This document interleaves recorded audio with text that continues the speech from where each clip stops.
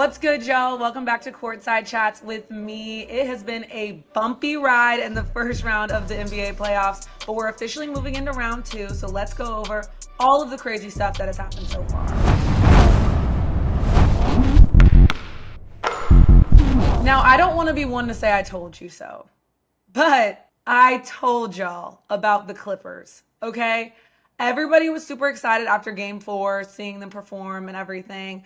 But I told y'all that I have seen Paul George and James Harden not show up when it matters in the playoffs. And I have seen Kawhi Leonard in street clothes when it matters in the playoffs. And that is what we saw again against the Mavericks. In game five and game six, Paul George and James Harden were nothing short of disappointing. And I honestly feel for Ty Lue. If I were him, I would consider seriously moving to the other side with LA and going to that Lakers job. Like, when your team can't be available, when your personnel has shown over and over again that the guys that you need the most are not going to be there when it matters, what are you supposed to do? Like, he's stuck in between a rock and a hard place. And he blamed not being able to load manage anymore. But I mean, let's be real. We've been talking about Kawhi Leonard and his availability forever. This has been a problem forever. And to be honest, it might just be something that has to be unfair. He gets hurt.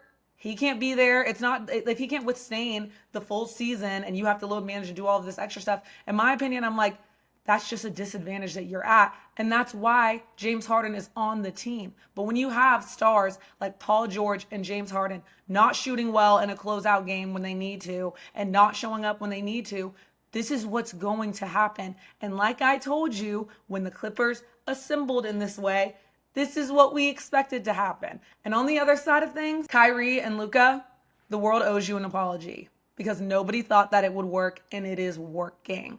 One of the series in the second round that I am the most excited for is the Mavs and OKC. I think they are going to match up really well together, and it's going to go the distance. I think this is going to be really tough. And OKC is going to get battle tested because Luka and Kyrie know what they're doing. So I can't wait to watch it. But the Clippers, don't act shocked. I told you so. Now with the Pacers and the Bucks, the Pacers made a historic comeback. They have moved past the first round for the first time in 10 years. And we have seen what we expected out of them. But I don't think it's really fair to take too much from this series when it comes to the Pacers, because without Giannis and Dame at 100%, those are their star players. Like, of course, the Bucks were going to lose. I think that the Bucks this whole season have been tumultuous. Damian Lillard said that he is happier than he seems. He's never been the one to play with a smile on his face. But I don't know if I'm entirely buying that, because being with the Bucks is not what he asked for. But if I were them, I wouldn't change anything too drastic. Like, they should run it back. They should try again and just see what happens next year. If they're both healthy, I think that it could be great. Now with the Pacers, they look really good. And I'm really excited about this Pacers-Knicks series because the Pacers play so fast. We had a couple people coming off the bench, a couple of role players playing really incredible in their last couple of games. And I think that they have a full team, and we see the same thing with the Knicks really rallying around each other. Y'all know how I feel about Jalen Brunson. Absolutely love him. And he proved in their first round series that he is a star on a championship team. This is going to be really, really exciting, especially with all of the history between these two teams, the Knicks and the Pacers. I'm really excited to see what pops up in the Garden, how the fans show up. And I don't know who I think is going to move past. I'm leaning towards the Knicks. The Pacers play so fast and the Knicks play a different style. I don't know how that's going to look, but I'm really excited about it. Now let's get into the Auralist series. Listen, I am so sorry because Cavs, Magic, I wasn't familiar with your game. I hated on this series so hard. It felt like it took 14 years for this series to wrap up, but it finally did with a really exciting game 7. And I feel like game 6, when Donovan Mitchell dropped 50 and put his team on his back, he said, look, I'm tired of not getting past the first round, and he showed it. And he showed out in the fourth quarter, getting all of their points. Like, he was the definition of carrying the team on his back in these last 2 games. And I'm really excited to see as things go on, as they face Boston. Now, I don't know if they're going to be much of a challenge for Boston. I think Boston kind of has a clear run through the East as long as Porzingis is healthy, and that's a bit of a question.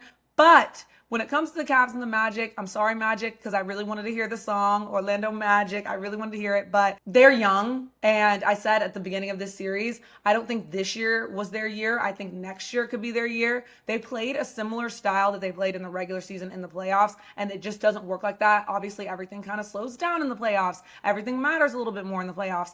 And I don't think that they should feel like this was a failure. I think they did really well. They took the series 7 games. Game 7 was absolutely electric.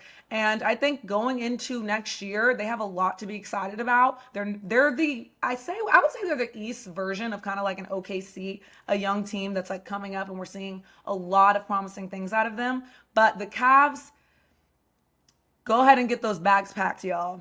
I think it's straight to Cancun after Boston. I don't think they're going to be much of a challenge for Jason Tatum and the Boston Celtics. Now, the Nuggets and the Timberwolves, this is the matchup we have all been waiting for. I wish this were the Western Conference Finals or something, because I feel like this is going to be really exciting because these teams match up so well against each other. And Anthony Edwards continues to show why everybody has been saying he could be the next face of the league and why everyone thinks that he's Jordan's son. He really, when you're watching him and the way he shoots and his confidence, he is like a second coming of Michael Jordan. I feel bad for the kid because at 22 years old, getting compared to people like Michael Jordan and Kobe Bryant, that's a lot of responsibility. But I found it really refreshing in the post game when he was talking about how coming into the league, a big problem was his shooting, and he would put up like 2,000 shots a day, and he worked really hard to improve that. And you can tell that it's working.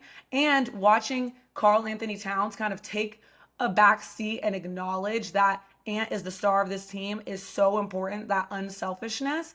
And Kat against Nikola Jokic, listen, that is going to be something to watch as the series goes on. But we got to give the Nuggets their credit. They are the defending champs, okay? They are battle-tested. They've been here before. Nikola Jokic is at his healthiest. But it is interesting to watch how we all, like, love Jokic's almost, like, lack of athleticism and, like, the way that he plays. But I think that might pose a little bit of a problem for him against the Timberwolves and how athletic they are. And with Jamal Murray's health in question, they need him. He is the closer. They need him. So I think that this series can go the distance. It's got to go like 6 or 7 games. I'm leaning towards 7. I'm going with the Timberwolves. I don't know if the Nuggets are showing me that they can get past this as easily. And with the Lakers, like I said, that those games were close. The Lakers did put up a fight. Jamal Murray was just closing and closing and closing. But if he is not healthy, they're going to run into some problems. This year could really be Jason Tatum's year. Finally. He's playing incredible. He looks like the star we always knew he could be. And he has the best team around him we have seen him have yet. He's older, more mature, but he's still in the prime of his career. He's got Jaylen Brown running up behind him. And with Porzingis' health in question, now that could pose a bit of a problem because he is the main difference maker in their team. But I think with or without, they're definitely going to come out of the East with or without Porzingis. But Jason Tatum, this could be the finally the year we see Jason Tatum win a championship. And then I think that makes the face of the league conversation a lot more interesting, because winning this championship for Jason Tatum, y'all got to understand, it will be historic because it'll put the Celtics past the Lakers in championships, okay? He'll be bringing a championship to Boston, such a storied franchise, a huge market, and that would put Jason Tatum in a different conversation than these other guys we're talking about in his, I guess you could say, age group, like Anthony Edwards and Shea and who's going to be the next face. I know Jason Tatum is hearing all that like, whoa, don't put me out the conversation yet. This could be his year to win a championship and that finals MVP. So listen, watch out for Jason Tatum. This could be his year.